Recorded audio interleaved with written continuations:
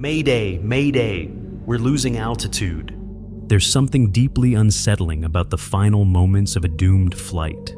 The voices of pilots, calm at first, then rising in panic, cut off mid-sentence. Cryptic messages, unexplained technical failures, and the eerie, unnatural silence that follows. Some of these recordings reveal mechanical failures, others tell of human error. But then, there are those that defy explanation, disturbing transmissions that hint at something more, something we were never meant to hear. Tonight we're diving into some of the most chilling black box recordings ever recovered. But be warned, once you hear them, you may never look at flying the same way again. Story number 1. Ghost Flight.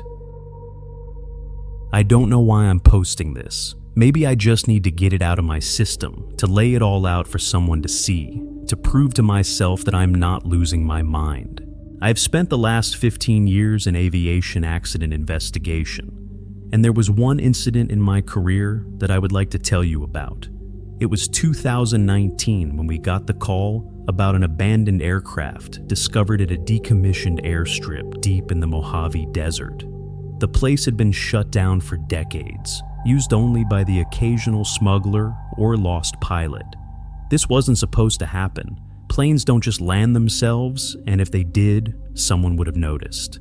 When we arrived, the first thing I noticed was the aircraft itself, a Boeing 737, perfectly intact, parked neatly at the far end of the cracked tarmac. No signs of a crash, no skid marks, no emergency slide deployed. It looked as though it had taxied in under normal conditions, except for one glaring detail. There was no one inside, not a single soul. The seats were empty, the cockpit was vacant, and the cargo hold was untouched. There was no indication that anyone had ever been aboard, except there had been. The aircraft was registered to a commercial airline, one that had reported no missing flights. No distress calls had been made. Air traffic control had no record of any unauthorized landings. As far as the world was concerned, this flight didn't exist. But we found the black box. The cockpit voice recorder and flight data recorder were both in place, sealed as they should be. When we pulled the data, everything looked normal at first.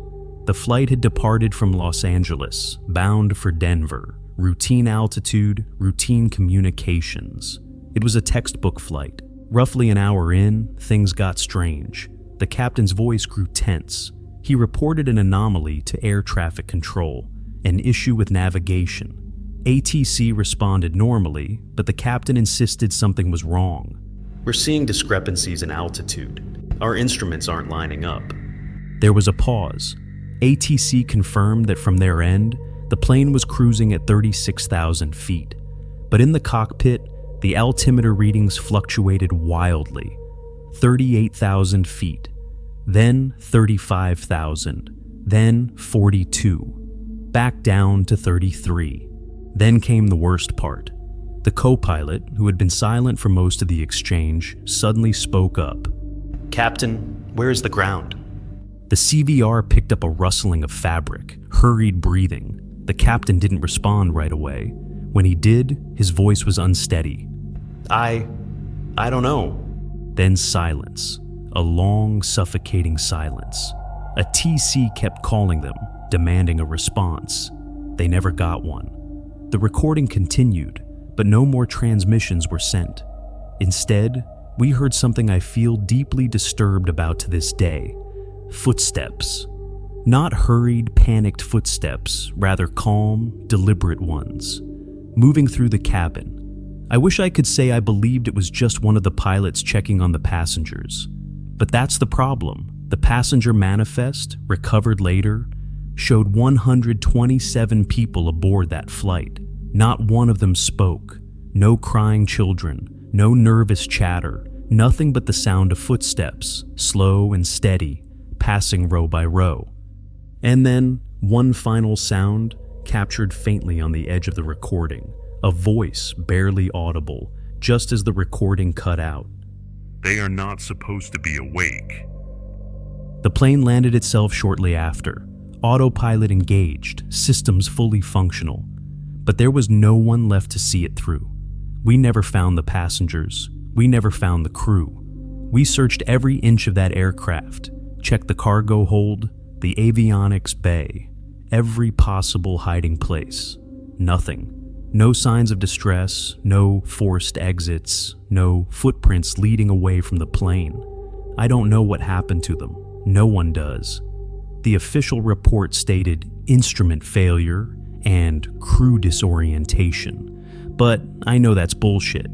Planes don't just lose the ground. People don't just disappear mid-flight. And yet, here we are. The black box was stored away, sealed in evidence. I doubt anyone will ever listen to it again. Story number 2, Final Descent. I never thought I'd come across something like this in my line of work. I've spent years analyzing black boxes, listening to the last moments of doomed flights, piecing together the chaotic fragments of disaster. But this is something else entirely. This isn't just an accident, this is an impossibility. It started 3 months ago when a black box was recovered from a remote mountain range in Alaska. A team of climbers had stumbled upon a piece of wreckage buried under decades of ice and snow. At first, it was just another historical find, an old plane lost to time. But when the National Transportation Safety Board received the flight recorder, everything changed. The black box belonged to Flight 806, a commercial airliner that vanished over the Pacific in 1991. It was presumed lost at sea. No wreckage was ever recovered, no bodies, nothing. The official report stated that it likely suffered catastrophic failure over open water. The case was closed, the families left with nothing but speculation and grief. Yet here it was, the black box, intact, perfectly preserved. I was one of the analysts assigned to transcribe and study the cockpit voice recorder data. When I received the files, I expected the usual. A standard pre-crash sequence, confusion, alarms, maybe a pilot struggling to regain control. What I heard instead has haunted me ever since. The recording began normally. The pilots, Captain Richard Thompson and First Officer Daniel Lowe, went through their pre-landing checklist. They were calm, professional, executing standard procedures. Everything sounded routine. Then, at exactly 22 minutes and 47 seconds into the recording, something changed. A static crackled through the transmission, brief but distinct. Lowe hesitated mid-sentence before continuing. A minor glitch, nothing unusual. But then it happened again, stronger this time. A burst of static, almost like something in the interference. A voice? The pilot seemed to notice it too. His breathing grew heavier, and his voice carried an edge of unease. Did you hear that? Lowe hesitated. Yeah, thought it was just... The recording was cut off. Then the sound returned. But this time, it wasn't static. It was voices, layered, distorted, speaking in a different tone that didn't belong on a flight deck. It was as if the radio had been hijacked by someone else entirely. Mayday, descending, cannot stay. The words were broken, fragmented, but it was unmistakably a pilot's voice, except it wasn't theirs. The pilots were clearly rattled now, flipping switches, trying to recalibrate the comms. ATC, this is Flight 806. We're experiencing... Lowe's voice cut off abruptly. A new sound had overtaken the feed. It was breathing, heavy, strained breathing, not theirs. A garbled transmission cut through the airwaves again. Altitude, request, assistance. For the next several minutes, the recording was a mess of static, half-sentences, and eerie, inexplicable echoes. The voices layered over each other, some clear, others whispering in the background. Then the alarms started. Altitude warnings blared. The pilots shouted over each other, desperately trying to maintain control. Then suddenly... Ground, we are coming in for final approach. Confirm. The reply from air traffic control was crystal clear. Copy, 806, you are cleared to land. Welcome back. A pause. You're on final approach 806. We have you on radar. You are cleared for landing. But the wreckage had been found in the mountains. They had never reached an airport. The plane had never landed. The pilots continued speaking as if they were in the process of landing. They called out altitudes, flaps, and gear checks. Then finally, Captain's last words, Touchdown. and then silence. I sat there, staring at my screen, heart pounding. I replayed the last seconds over and over, trying to make sense of it. There was no impact sound, no explosion, just silence. I passed the file to my supervisor. Within a day, it was pulled from circulation. Orders came from high up that no one was to discuss it further. But I couldn't let it go. I started digging. I managed to access the original passenger manifest. Every name on that list was accounted for. No extras, no last-minute additions. Yet, there was something wrong with the black box audio. The voices on the CVR, Thompson and Lowe, they didn't match the archive voice samples we had of them. It was similar, but not exact. Almost as if they were different people imitating the pilots, or someone else entirely. I cross-checked the passenger manifest against the CVR voices. None of them matched any of the recorded names, not a single one. It was as if an entirely different set of people had been on that flight. And then the final revelation. When I examined the flight log, something didn't add up. According to the recording, the pilots were convinced they had landed safely. Ground control even confirmed their arrival. They spoke to air traffic control, went through standard shutdown procedures, yet the wreckage showed that they had crashed mid-air. I don't have answers. I don't think I ever will. The recording has since been classified, buried under bureaucracy and silence. Story number 3, Phantom Passenger. I've debated for a long time whether to share this or not. It's been years, and I still can't make sense of it.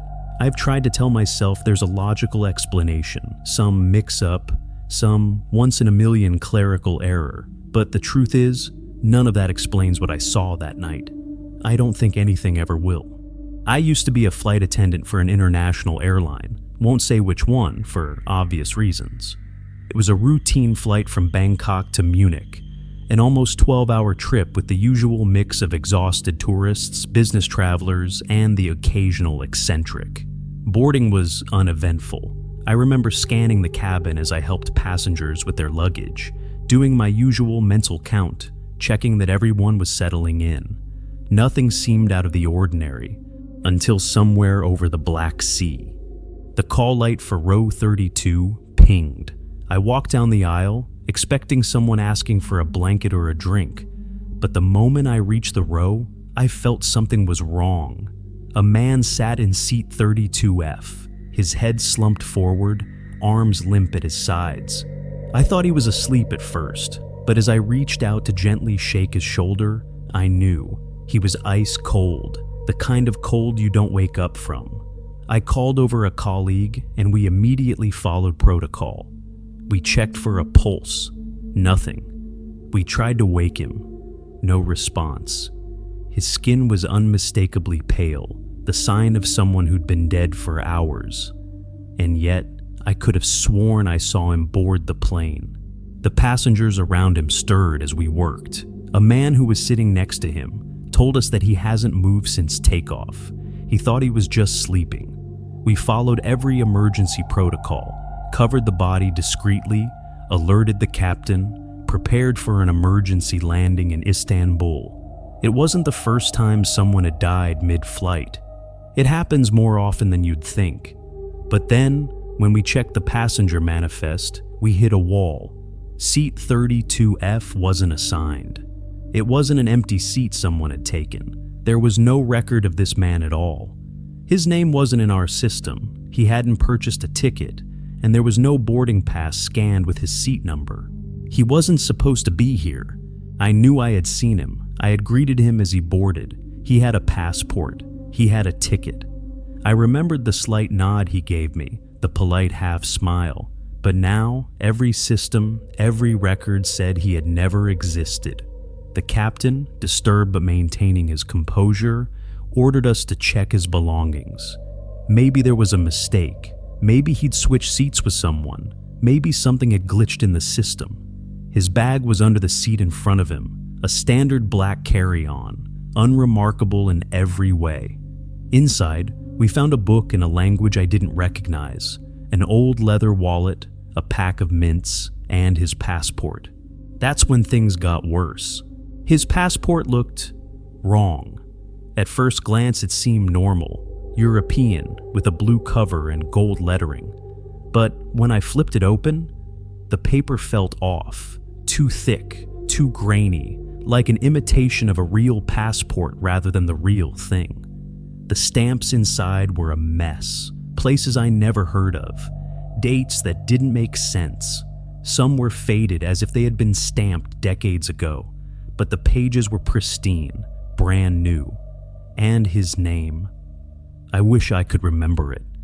I stared at it for so long, trying to commit it to memory, but somehow I just can't. It was something unfamiliar, foreign. The birth date placed him in his late 50s, but that didn't make sense either. He looked younger, maybe early 40s, with graying hair at the temples. His photo looked normal at first, but the longer I stared, the more I noticed something was off. The edges of his face blurred slightly, like an image caught mid-motion. The most disturbing part? When we ran his passport through the system, it didn't register. No country matched the code. No database had a record of him. It was as if he had been plucked from nowhere and dropped into our cabin, only to die without a trace. By the time we landed in Istanbul, authorities were waiting. We explained everything. They took the body, the belongings, the passport. They questioned us for hours, combed through our records, pulled up security footage. That's when they told us. There was no footage of him boarding the plane. The camera at the gate should have captured every passenger as they scanned their ticket. He wasn't there. The footage jumped from the person before him to the person after. They checked with immigration. No record of him entering the airport. No visa, no entry stamp. It was as if he had never been anywhere at all. After 4 hours of questioning, we were released. I never heard anything else. No official statements, no follow-up. It was as if the entire thing had been quietly erased. No news reports, no records. And here's the most disturbing part. A week later, I checked the flight log. Seat 32F had been removed. Not reassigned, not left empty. Removed. This doesn't happen. Airlines don't just erase seats from records. Even if there was an error, there would be a trace, an override, a correction log, something. But there was nothing. No record of tampering, no administrative change. The logs weren't hacked, I checked. The system itself hadn't been breached. The only way this could have happened was if it had never been there to begin with. But I know it was. I saw him, I saw that seat. And yet somehow, it was as if the seat 32F was never available in the first place.